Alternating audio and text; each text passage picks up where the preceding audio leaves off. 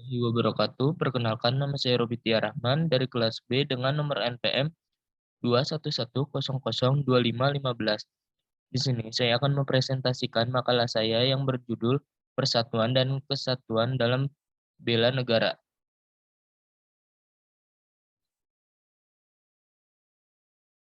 Makna persatuan dan kesatuan dengan bela negara. Bela negara adalah warga negara Indonesia yang memiliki tekad, sikap, dan perilaku yang dijiwai cinta NKRI berdasarkan Pancasila dan Undang-Undang Dasar 1945 yang rela berkorban demi kelangsungan hidup bangsa dan negara. Adapun kriteria warga negara yang memiliki kesadaran bela negara adalah mereka yang bersikap dan bertindak senantiasa berorientasi pada nilai-nilai bela negara. Pengertian bela negara hingga saat ini masih dipersepsikan identik dengan pertahanan dan keamanan. Persepsi ini muncul karena sejak awal berdirinya Negara Kesatuan Republik Indonesia, keikutsertaan warga negara dalam bela negara berwujud dalam kegiatan di bidang pertahanan dan keamanan. Namun, dalam kenyataan, pengertian bela negara mengalami perkembangan. Direktorat Jenderal Potensi Pertahanan Departemen Pertahanan Republik Indonesia membuat periodisasi pengertian bela negara dimulai dari tahun 1945 sampai sekarang yang dimulai dari periode 1945 sampai 1949. Bela negara dipersepsikan dengan perang kemerdekaan baik bersenjata maupun tidak bersenjata. Pada periode 1950 sampai 1966, bela negara dipersepsikan identik dengan pertahanan keamanan atau HANKAM. Pada periode 1998 hingga sekarang atau era reformasi, pemahaman bela negara pada era reformasi saat ini masih tetap, yakni identik dengan ketahanan nasional. Namun ciri khas secara umum tekannya pada masalah demokrasi, hak asasi manusia dan lingkungan hidup, serta penegakan hukum yang menjadi prioritas utama dan harus dijunjung tinggi. Bela negara biasanya selalu dikaitkan dengan militer atau militerisme, seolah-olah kewajiban dan tanggung jawab untuk membela negara hanya terletak pada Tentara Nasional Indonesia. Padahal berdasarkan pasal 30 Undang-Undang Dasar 1945, bela negara merupakan hak dan kewajiban setiap warga negara Republik Indonesia. Bela negara adalah upaya setiap warga negara untuk mempertahankan Republik Indonesia terhadap ancaman baik dari luar maupun dalam negeri. Undang-Undang Nomor 3 Tahun 2002 tentang Pertahanan Negara Republik Indonesia mengatur tata cara penyelenggaraan pertahanan negara yang dilakukan oleh Tentara Nasional Indonesia maupun oleh seluruh komponen bangsa.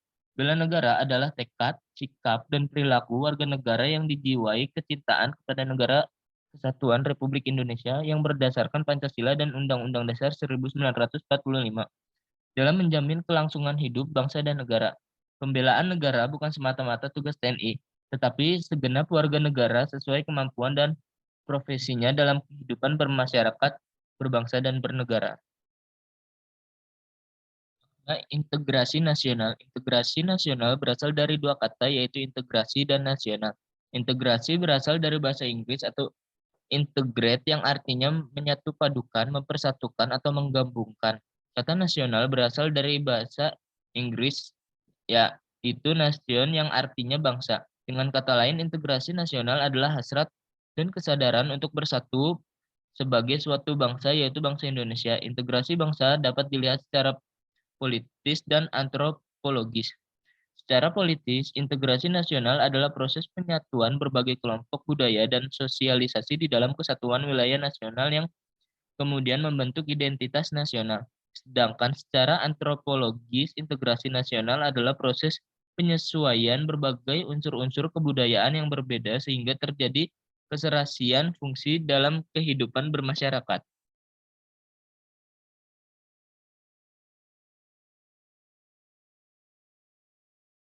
Pentingnya integrasi. Muncul rasa kebersamaan ini dilatar belakangi oleh adanya kesamaan nasib, kebutuhan, kondisi, dan cita-cita dari beberapa manusia.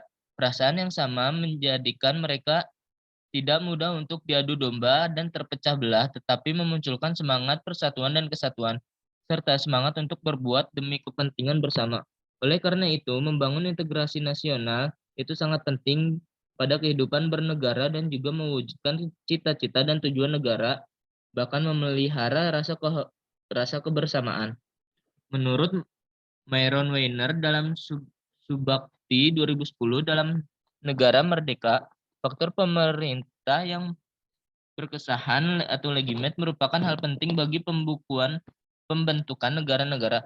Hal ini disebabkan tujuan negara hanya akan dapat dicapai apabila terdapat suatu pemerintah yang mampu menggerakkan dan mengarahkan seluruh potensi masyarakat agar mau bersatu dan bekerja sama. Kemampuan ini tidak hanya dapat dijalankan melalui kewenangan menggunakan kekuasaan fisik yang sah, tetapi juga mempersetujuan dan dukungan rakyatnya terhadap pemerintah itu. Jadi diperlukan hubungan yang ideal antara pemerintah dengan rakyatnya sesuai dengan sistem nilai dan politik yang disepakati. Hal demikian memerlukan integrasi politik.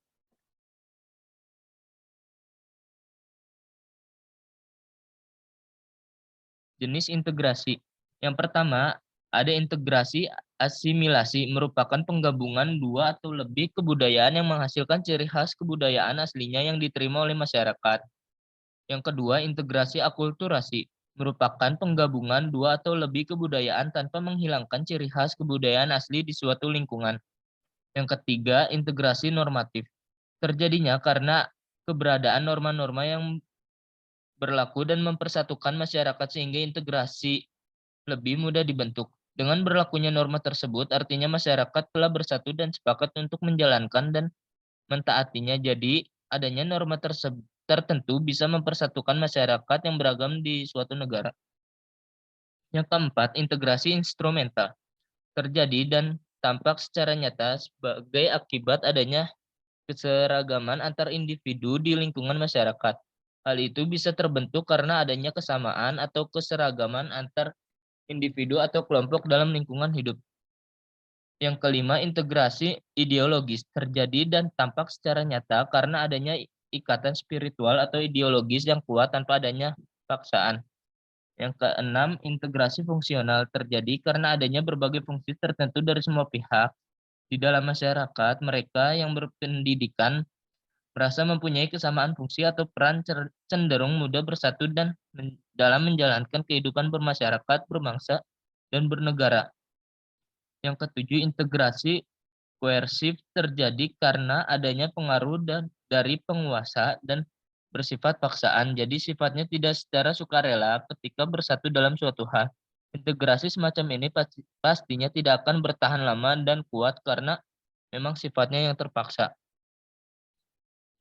Terima kasih.